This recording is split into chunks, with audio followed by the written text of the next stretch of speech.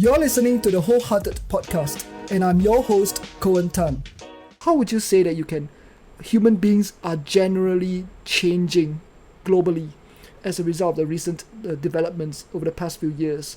And how can we stimulate and awaken them to more of their senses? I know that's a big question, but I think a very, very valid and wonderful question, Coin, and it's nice that you brought this up.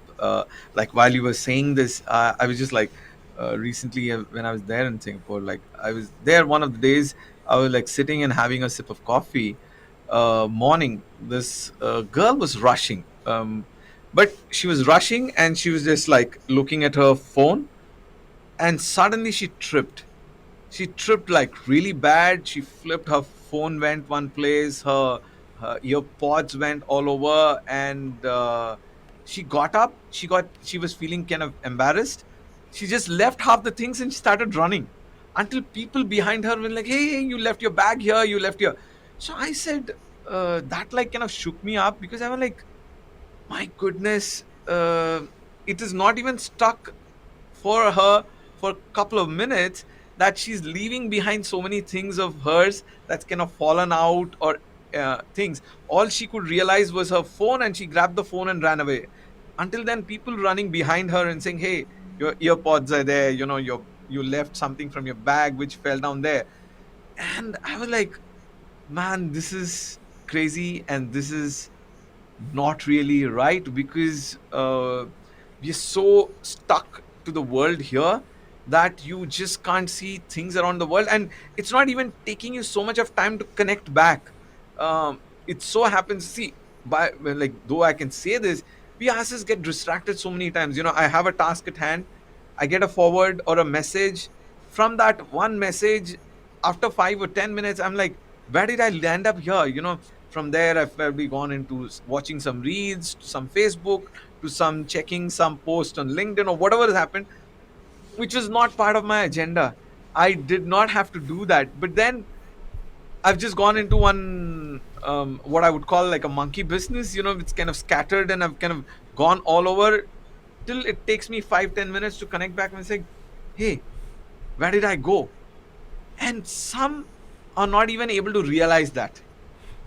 They're so stuck into that world that they are there for hours and hours, and like Mm, only when probably a hunger or something more biological happens, then they get up mm, and then, oh, maybe I need to get up and eat. And even again, they're grabbing a food. It's a display right in front. They don't know what's going on. Maybe a fly is gone inside, or you replace the food with something else. They probably are not going to realize that. yep. So that, I feel, is a really bad state. Like, I would not really want myself to get into that, which is what I kind of go and talk to organizations, corporates, and tell them, you know what, in our rush to achieve targets, in our rush to achieve success, what we are doing is we are disconnecting, though what we say is connected, but actually what we are doing is we are getting disconnected with life, we are disconnected with ourselves, with our families, and all sorts of priorities. And Yep. that's, I find it very, very dangerous. And I see it's like you need to get conscious. Like, I do certain things very consciously. Like, if it is nighttime, I make it compulsive that my phone is away, it's put on silent. I get up in the morning. The first thing is I don't want to see my mobile phone screen, at least for the first half an hour or 45 minutes. So, like, I want to get up, see something outside of the window, go off, walk off to the terrace, look at my pets, or do something of that thing which does not really need me to check the next email that's come or what I need to do. I said no. Very clearly, I've set a few hours in the morning off my calendar very clearly. And same way, very much late into the evening. Thanks for being part of this heartwarming conversation today. To the next episode, stay wholehearted.